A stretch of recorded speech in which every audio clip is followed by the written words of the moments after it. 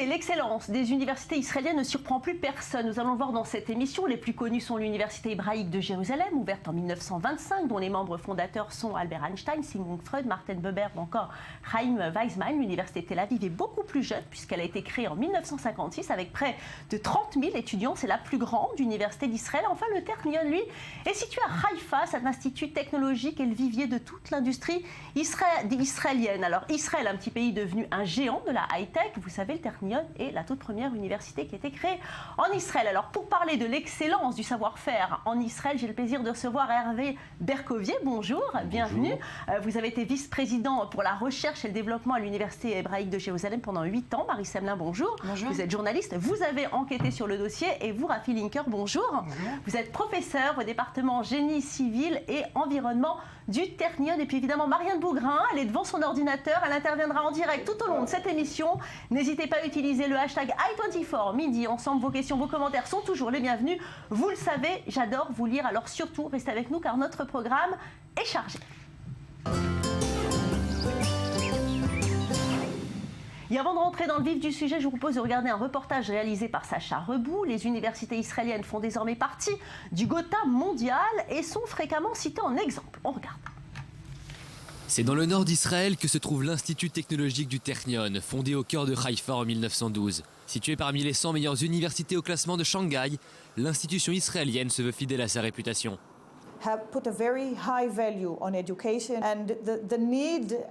Nous donnons une grande valeur à l'éducation et la volonté d'Israël de construire un État en partant de très peu de choses et de réussir en si peu de temps à montrer au monde la valeur qu'ici au Technion nous attribuons à l'enseignement. La qualité d'études ici au Technion permet aux étudiants de planter en eux la graine de la réussite et de former les plus grands leaders de demain. Et cette reconnaissance va bien au-delà des frontières de l'État hébreu. Le Technion est une très bonne institution internationale. Il y a beaucoup d'élèves de l'étranger, comme par exemple d'Inde et de Chine. C'est une très bonne université qui a aussi de très bons scientifiques. J'ai décidé de venir au Technion car il y a de nombreuses possibilités de recherche et parfois de très grandes découvertes. Autre université israélienne qui se démarque dans ce classement, l'université de Tel Aviv. Et pour Moshe Zviran, doyen de la Rekanati Management School, la réussite de l'institution doit beaucoup à la tradition intellectuelle juive. Les Juifs sont en diaspora depuis de nombreuses années et la seule chose qu'ils pouvaient emporter avec eux lorsqu'ils quittaient leur pays était l'éducation. Il y a une insistance, je dirais, naturelle sur l'éducation qui se transmet de génération en génération. En revanche, pour Valérie Karsanti, représentante des francophones de l'Institut Rothberg de l'Université hébraïque de Jérusalem, ce succès est dû à quelque chose de bien différent. Je pense que le facteur clé, c'est vraiment que c'est ce qu'on appelle en hébreu tachles. En Israël, ça s'applique. C'est des études qui sont faites pour après aller sur le marché du travail. Mais si le niveau de ces universités israéliennes est si bon, cette excellence a un prix. Variant selon les différentes universités, les frais de scolarité des masters oscillent entre 20 000 et 30 000 $ par an, allant parfois même jusqu'à 60 000 $. On a des programmes de master qui sont plus chers par contre. Ça tourne autour de 25 000 $, mais de toutes les manières, là, ça comprend plus de choses. Ça comprend l'ulpan, ça comprend le logement, etc. Masters will cost about $3,500 per year. Le master coûte environ 35 000 $. Lorsqu'il s'agit de programmes spécifiques dont l'État ne prend aucune dépense en charge, les frais varient de 35 000 pour un programme basique à 60 000 $ pour notre programme le plus prestigieux, le MBA Kellogg Rekanati. Et si le prix de ces études est si élevé, les conséquences pour les élèves s'en font ressentir. Obligés de devoir travailler pour payer leurs études ou simplement pour être indépendants financièrement, les étudiants ont appris à vivre avec cette obligation. En Israël, les gens ils travaillent en même temps pour s'autofinancer et c'est pas comme en France où je sais que la plupart des gens se concentrent que dans les études. Ici, voilà, on est déjà après 3 ans d'armée, on est plus âgé, on essaie d'être indépendant financièrement des parents, donc on travaille en même temps que les études. Autre facteur très important aux yeux de ces universités, celui de l'intégration des minorités. Bourse d'études, aide au logement ou encore discrimination positive, de nombreux moyens sont mis en œuvre pour aider les étudiants. Alors on pratique ce qui s'appelle la discrimination positive, c'est-à-dire que pour chaque population, on donne des possibilités, plus de points. Ici à Tel Aviv, nous sommes prêts à faire tous les efforts pour aider les étudiants à avoir leur diplôme. En plus des bourses, on fournit aussi une aide psychologique et une aide économique et sociale. Et c'est une sorte de lot dont bénéficient les étudiants afin de pouvoir terminer leurs études.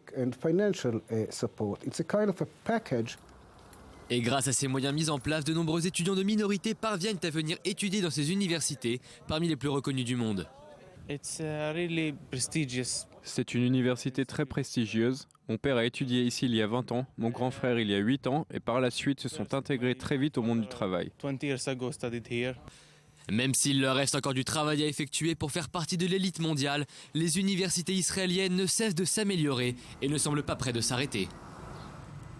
Alors, on vient de le voir dans le sujet, beaucoup d'étudiants en Israël doivent travailler en même temps que leurs études. Comment est-ce possible avec la charge de travail de travailler en même temps? Rafi?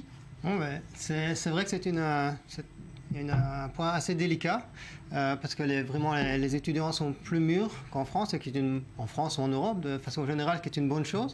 Mais ils ont aussi la plupart du temps déjà une famille, donc c'est vrai qu'ils sont obligés de travailler. Le Technion essaie de faire en sorte qu'ils puissent trouver un travail, une espèce de stage, si vous voulez, qui leur permet aussi de complémenter leurs études. Mais ça n'est pas toujours possible. Et c'est vrai que la grosse majorité des étudiants, finalement, travaillent, ce qui est une perte de temps au niveau des études proprement dites. Et le résultat, la plupart du temps, c'est qu'ils terminent leurs études en 9 ou 10 semestres au lieu des 8 semestres, comme le programme normal le recommanderait, disons. En tous les cas, une des particularités en Israël, Hervé Berkovier, c'est donc la possibilité et l'obligation de faire le service militaire. Est-ce que ça, finalement, ça a une influence sur les étudiants ? Tout à fait. Nos étudiants sont beaucoup plus âgés, ont 3 ans, 4 ans, parce qu'après l'armée, ils font tous une année de balade dans le monde. Donc ils ont au moins 4 ans de plus, ils commencent à 22 ans. Ils sont fiancés pendant leur premier cycle, ils sont mariés au 2e cycle et ils ont des enfants déjà au 3e cycle. Donc effectivement, ce sont des gens beaucoup plus mûrs. Les programmes d'aide existent dans toutes les universités. Un des programmes dont je vous ai parlé tout à l'heure, c'est le programme Perach Fleur, où un étudiant, moyennant reçoit la moitié du coût des frais d'études pour donner des cours particuliers 2 fois par semaine à des enfants dans des quartiers déshérités. C'est alors, un justement, exemple. On va rester sur le service militaire. Marie Semelin, vous pensez que c'est important pour un étudiant de faire le service militaire avant il gagne en maturité, cet étudiant-là ? Alors, disons, c'est la manière dont je répondrai, disons que le fait que le service militaire en Israël soit obligatoire pour une grande majorité de ses citoyens a un impact sur la manière dont ils sont étudiants. D'abord parce que le fait de faire le service militaire leur permet d'accéder à des bourses, donc de les soulager du coût financier des études. Mais le parallèle de ça, c'est que ça exclut les populations, on en parlera tout à l'heure, je pense, qui ne font pas service militaire, notamment les juifs ultra-orthodoxes et la minorité arabe. D'autre part, ça fait que pour cette population, ils sont dans une dynamique familiale qui est différente, donc dans des contraintes financières plus importantes et qu'ils doivent effectivement travailler pour subvenir aux besoins de leur famille et payer leurs frais d'inscription et leur vie quotidienne. Alors on parlera tout à l'heure du coût de la scolarité. En tous les cas, on vient de voir dans le sujet, il y a ici des universités très prestigieuses et pour en attester, des chercheurs israéliens ont reçu à travers les années des distinctions de renommée internationale. Depuis sa fondation en 1948, ce petit pays d'à peine 8 millions d'habitants a décroché 12 prix Nobel, une médaille Fields, c'est la plus prestigieuse des récompenses pour la reconnaissance de travaux en mathématiques, et 5 prix Turing, c'est l'équivalent du prix Nobel d'informatique. On s'interroge, comment cela est-il possible, Hervé Berkovier, en si peu de temps? Eh bien écoutez, vraiment c'est une question sans réponse. C'est le miracle israélien, c'est le fait qu'en Israël les gens n'ont pas eu peur. D'abord il faut savoir que le Technion et l'université hébraïque ont été créés avant la création de l'État d'Israël. Donc il y a peu d'exemples où les universités existaient avant le pays. Et vous, Rafi, vous avez une explication pourquoi? Peut-être pas une explication, mais je crois que c'est vraiment important de retourner à la création, pour le Technion en tout cas. Donc plus de 35 ans avant la création de l'État. Il faut voir l'idée de génie de ces créateurs qui ont mis dès le départ l'accent non seulement sur une université qui allait créer les ingénieurs, les architectes du futur pays, mais de façon même plus générale, à long terme, dès le départ, ils voulaient créer une université qui serait au premier rang au niveau mondial. Et donc, on voit encore les résultats aujourd'hui. Évidemment, ce système universitaire en Israël fait la fierté de ses habitants. Nous nous sommes promenés dans les rues Tel Aviv et nous avons demandé aux Israéliens ce qu'ils pensent de leurs universités. Regardez. I'm not so familiar with it actually. Je ne m'y connais pas trop, je ne pourrais pas en parler. J'ai étudié à l'Université de Jérusalem dans un programme d'échange pendant l'été 2013. C'est difficile à dire pour moi parce que mon expérience a été très limitée dans le temps et j'avais des cours enseignés par mes propres profs d'Harvard. Je ne sais pas vraiment, mais je pense qu'elles sont très bonnes. Je ne sais pas, c'est dur à comparer. J'ai seulement étudié en Israël, mais je pense que le niveau est très élevé. Le seul problème, c'est que parfois il y a des cours avec 200, 300 élèves, donc il n'y a pas d'accompagnement individuel. Je n'ai pas grand-chose à dire concernant le niveau des universités, car je n'ai pas encore commencé mon cursus. J'ai besoin d'abord d'économiser de l'argent. Le niveau des universités en Israël est excellent. Elles sont connues dans le monde entier. L'université de Tel Aviv est l'une des meilleures, je pense. Oui, je pense que le niveau est l'un des meilleurs au monde. Je connais d'ailleurs beaucoup d'étrangers comme des Européens qui viennent en Israël pour faire des échanges universitaires. Donc pour l'éducation, on peut dire qu'on est les meilleurs. Alors Marie Semlin, on l'a compris, un système d'excellence, mais vous l'avez évoqué tout à l'heure, il y a des exclus.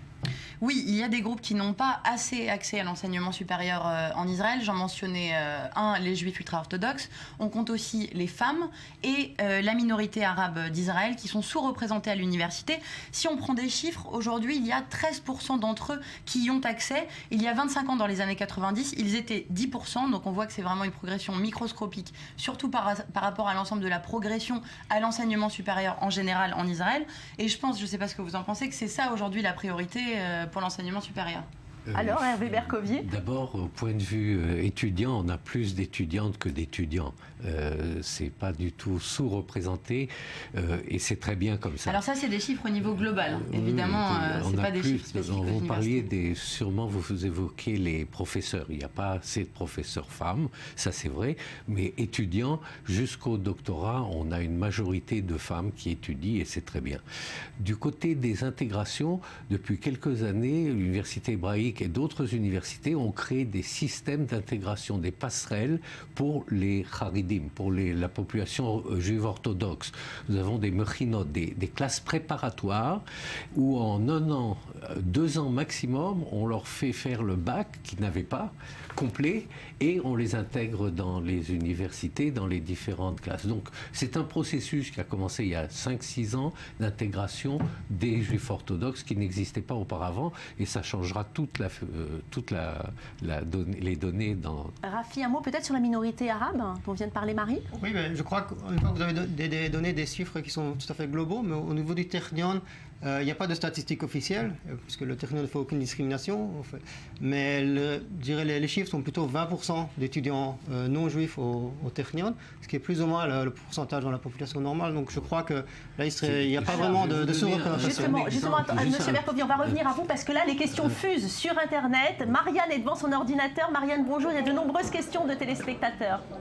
Oui, alors en effet, il y a beaucoup de questions, et notamment une de Levana qui habite à Paris, qui est en train de préparer son alia et qui, en regardant notre émission, s'inquiète un petit peu.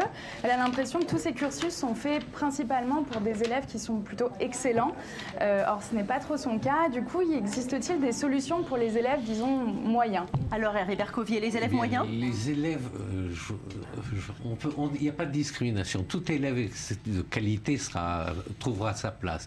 Mais il y a des collèges en Israël, ceux qui ne peuvent pas accéder aux universités vont dans les collèges, et la représentation des populations dans les collèges est très différente. Mais je voudrais vraiment dire un mot. J'ai enseigné pendant longtemps l'école de pharmacie à l'université hébraïque.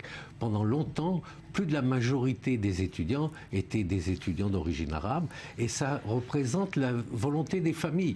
Les familles arabes en Israël ne veulent pas leurs enfants qu'ils deviennent professeurs de mathématiques, mais pharmaciens, oui. Marie, peut-être ? Oui, alors le secteur médical, c'est intéressant parce que c'est la première destination pour les études supérieures pour la minorité arabe, mais même si effectivement les universités, de manière indépendante, mais également le comité pour l'enseignement supérieur en Israël, s'est saisi de cette question. Le problème, c'est aussi à l'école primaire et secondaire. Je ne sais pas si vous serez d'accord avec moi, mais alors qu'il y a des démarches pour changer cette situation pour l'enseignement supérieur, ça n'est pas le cas. Mais on se retrouve dans une poignée de secondes. Chers téléspectateurs, restez avec nous. Tout de suite, c'est la suite de Midi Ensemble. On va parler du Technion.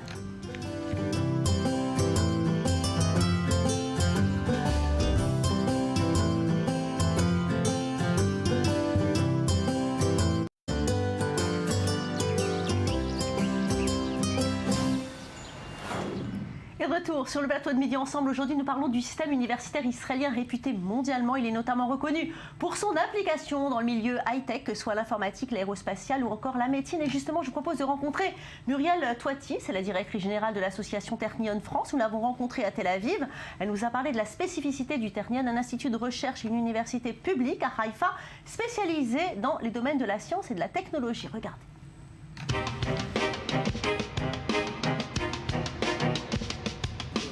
Muriel Toiti, merci à vous d'avoir accepté notre invitation sur i24 News. Donc c'est une nouvelle émission, Midi Ensemble, et aujourd'hui on va s'intéresser à l'éducation ici en Israël. Alors je sais que vous êtes la directrice générale du Ternion. Alors justement on a visité ce campus du Ternion, c'est absolument énorme. Il y a des stations de bus à l'intérieur. Comment est-ce possible qu'un si jeune pays ait pu arriver à faire une université aussi extraordinaire que celle-là? D'abord, premièrement, au niveau des infrastructures et avec un niveau d'éducation aussi haut dans le monde. On ne transige pas, effectivement, et on ne fait aucun compromis avec l'excellence. Vous savez, le Technion a vu le jour en 1924, 24 ans avant la création officielle d'Israël, 1948, avec un but et un objectif majeur, bâtir la nation en devenir, bâtir l'excellence de la nation, ses ingénieurs, mais surtout son infrastructure, sa sécurité, son génie civil, sa santé. Et comme force est de constater qu'à l'époque, en tout cas, il n'y a pas de ressources naturelles en Israël, tout le focus était donc sur les ressources humaines, c'est-à-dire le brain, le cerveau. Et il est vrai qu'avec l'immigration qui venait de tous bords, Israël étant une société multiculturelle, eh bien, nous avons fondé, sous l'inspiration d'Albert Einstein, qui était le père fondateur, eh bien, cette université, mais qui est avant tout une école d'ingénieurs et qui était dans le but ultime de faire de l'ingénierie et de créer donc l'excellence de cet État. C'est une ville, c'est un microcosme, c'est une société à part entière, le Technion. Depuis les équipements sportifs que vous avez pu voir, depuis les dormitories, avec des infrastructures magnifiques pour les chambres, pour nos étudiants, pour leur donner les meilleurs moyens afin qu'ils aient les études les plus optimales. Des jardins d'enfants pour nos chercheurs, pour nos professeurs, mais aussi pour nos étudiants. Parce que vous savez que les étudiants commencent à travailler, à étudier après l'armée. Oui, et c'est vrai qu'ici, on fait un petit peu tout en même temps. On se marie, on fait l'armée, on fait ses études. C'est vraiment complètement différent. On se rend compte qu'on a beaucoup de ressources, finalement, les êtres humains. Alors, dites-moi, pourquoi ces étudiants sont démarchés par les grandes entreprises dès l'obtention de leur diplôme? Parce que ce sont les meilleurs. Parce qu'il n'y a rien d'autre à dire que, outre le fait que le Technion soit une maison d'excellence, que dans une totale abnégation transmet du savoir et de la connaissance, mais surtout forme ses étudiants à devenir les entrepreneurs de demain. Le leadership, l'entrepreneurship sont les ingrédients majeurs de l'éducation. Mais justement, alors comment le Ternion les forme, ces étudiants? C'est des partenariats avec des entreprises, c'est de la théorie, c'est de la pratique? C'est des cursus extrêmement spécifiques que le Technion met en application depuis la première année, mais c'est surtout une vie sur le campus entre étudiants, avec les professeurs et les chercheurs sans hiérarchie, mais aussi avec les entrepreneurs, mais aussi avec les start-upistes, mais aussi avec les grandes industries qui ont choisi de positionner leur site de recherche et de développement à proximité du Technion parce que justement, ils ont souhaité avoir à leur côté les ingénieurs du Technion. Tous ces ingrédients, toute cette effervescence fait que nécessairement nos diplômés, nos ingénieurs sont les meilleurs pour être recrutés non seulement dans l'écosystème français, israélien, mais surtout demandés par les autres écosystèmes, notamment aux US, en Europe et en France, force est de constater. Donc vous, votre job finalement, c'est de faire connaître cette formation à l'étranger et principalement en France? Absolument, principalement en France et en Europe francophone. Et alors justement, ces étudiants français, quand ils sont formés au Ternion, qu'est-ce qu'ils font après? Ils restent en Israël ou ils repartent? C'est quoi? C'est une très bonne question. 13 000 étudiants au Technion, 30% d'étudiants étrangers. Oui. Nous avons au Technion aujourd'hui entre 80 et 120 étudiants français. Ce n'est pas suffisant. Mais je peux vous dire qu'il y en aura de plus en plus. Et il est vrai qu'au regard de la situation globale, sans rentrer dans les détails, de plus en plus de demandes d'étudiants de France qui souhaitent intégrer le Technion. Que font-ils ensuite? Ils sont assurés pour un bel avenir.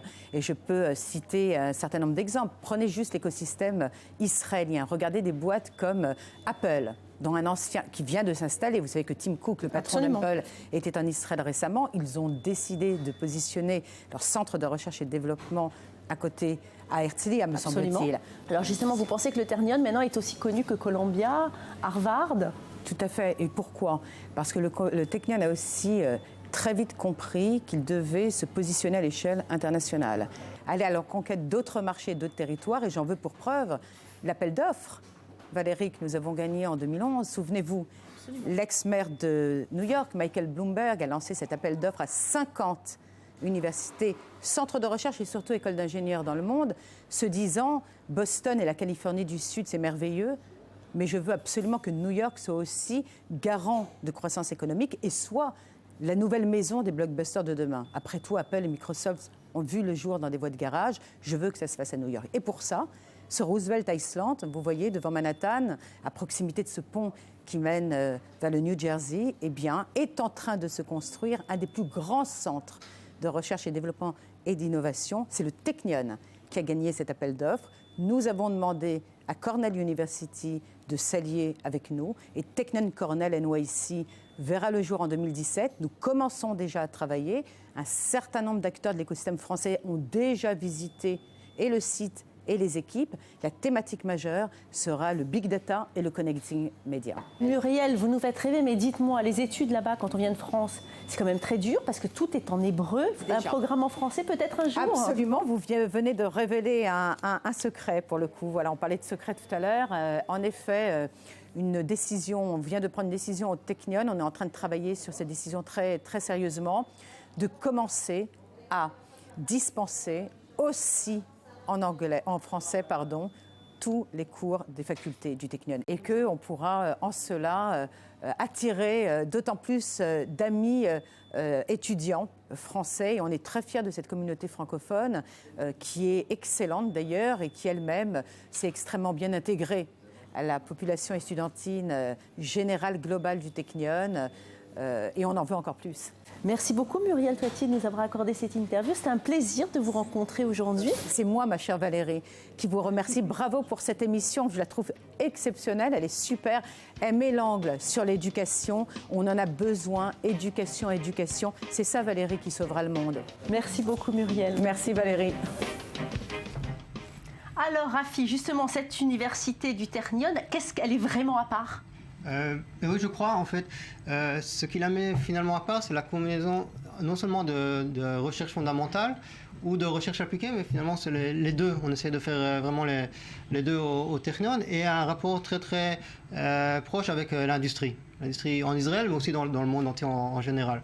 Au niveau israélien, il faut savoir que le Technion a l'avantage que nous avons des anciens étudiants dans 70-80% des entreprises en Israël, donc ce qui donne vraiment une coopération très très proche et naturelle. Alors justement, Hervé Bercovier, autre université très célèbre dans le monde entier, c'est justement l'université hébraïque de Jérusalem. C'est quoi sa spécificité à elle? C'est très simple. Quand l'État des universités a été monté, le Technion s'occupait de l'ingénierie et l'université hébraïque de tout le reste. Donc en fait, de la médecine humaine à la médecine vétérinaire, à l'agriculture, en passant par les études d'Assyriens, d'Assyrie et l'égyptologie et l'archéologie, tout ce qui caractérise l'Université hébraïque de Jérusalem, c'est qu'elle couvre tous les domaines, sauf l'ingénierie civile qui est au Technion. Allez, on va parler maintenant de la francophonie israélienne. Elle n'a cessé de se développer ces dernières années, notamment grâce à l'arrivée d'un nombre sans cesse croissant de nouveaux immigrants originaires de France. Est-ce que cela va ouvrir finalement des perspectives de coopération, Marie? Alors oui, les rapports entre Israël et la France sont très développés du point de vue académique, notamment parce que les Français, on le sait, c'est la communauté numéro 1 qui migre en Israël. Et ce rapport entre les deux pays, ça se traduit de manière pratique par des bourses spécifiques, par des possibilités d'échanges universitaires.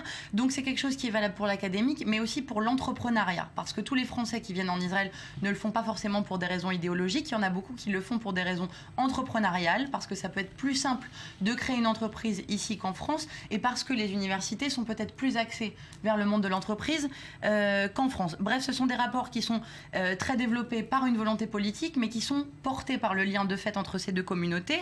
Et du coup, la France est très loin de ce mouvement dont on parle ces dernières années, du boycott académique. Je ne sais pas ce que vous en pensez et si vos universités se sont saisies de cette question ou ont évoqué cette question, mais on sait en tout cas que le gouvernement israélien s'en est un petit peu préoccupé. Hervé ? Le gouvernement israélien en parle, mais n'a pas fait grand-chose, et nous sommes malheureusement confrontés, surtout du côté anglo-saxon, mais aussi du côté français, par ce mouvement de boycott, même s'il est inconscient.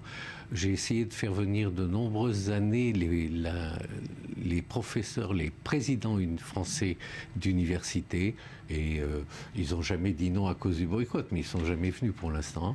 Allez, et Israël, au top dans le monde. Des startups, applications mobiles, cartographie avancée majeure dans la biotechnologie et la médecine. Lise Barenbaum nous fait le condensé du meilleur des jeunes pousses israéliennes. Regardez. Avec plus de 3000 entreprises de high-tech sur un territoire de 21 km², Israël est le deuxième pays le plus performant dans le domaine après les États-Unis et leur Silicon Valley. Justement, en Israël, il y a la Silicon Wadi, une zone qui concentre les entreprises de high-tech dans le centre du pays, autour de Tel Aviv, avec des poches près de Haïfa et de Césarée. Israël investit 4% du PIB dans la recherche et le développement, soit 2 fois plus qu'en France et 1,5 fois plus qu'aux États-Unis. Et les firmes américaines ne s'y trompent pas, elles se déploient sur le territoire israélien. Microsoft, Google et même Apple qui vient d'ouvrir un nouveau centre de R&D à Herzliya.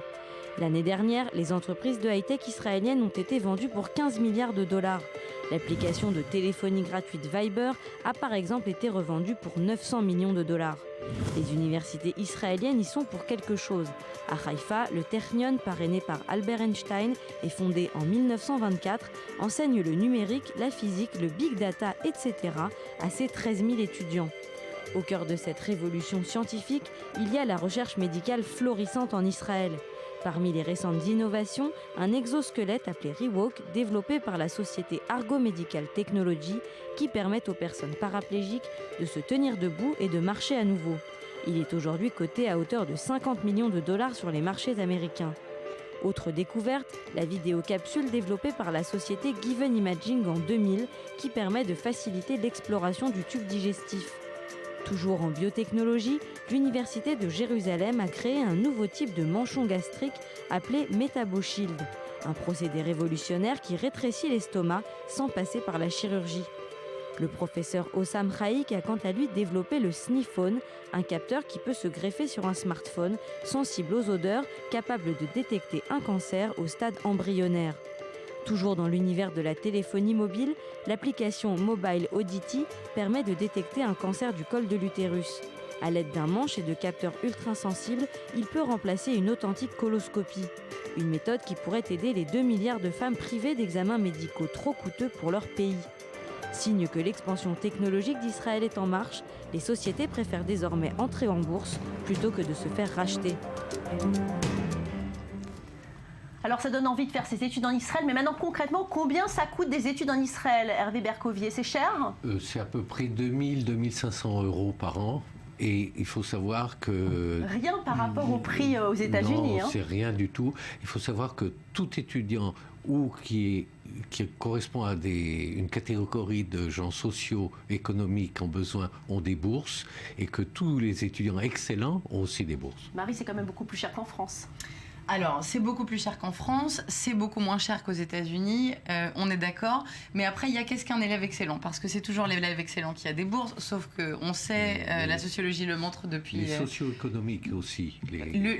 L'environnement socio-économique de l'élève pousse à sa réussite. C'est simple, quand on a le droit à des cours particuliers, quand les parents sont éduqués, eh bien, on est plus facilement un élève brillant qu'un autre. Donc, comment on peut compenser ces différences? On le compense par des classes préparatoires. Presque chaque université a des classes préparatoires qui prend des élèves en difficulté. Oui. Et plus les notes sont importantes, en plus, plus on reçoit des bourses. Ça, c'est quand même exceptionnel. Voilà, merci à vous tous d'avoir été là. Malheureusement, notre émission s'achève. Restez avec nous. Midi Ensemble, en tous les cas, ça continue. Surtout, n'hésitez pas à utiliser le hashtag i24 Midi Ensemble. Vos questions, vos suggestions, vos commentaires. Tout ça m'intéresse. Ne changez changez pas de chaîne. Tout de suite, on va parler de la prévention du cancer.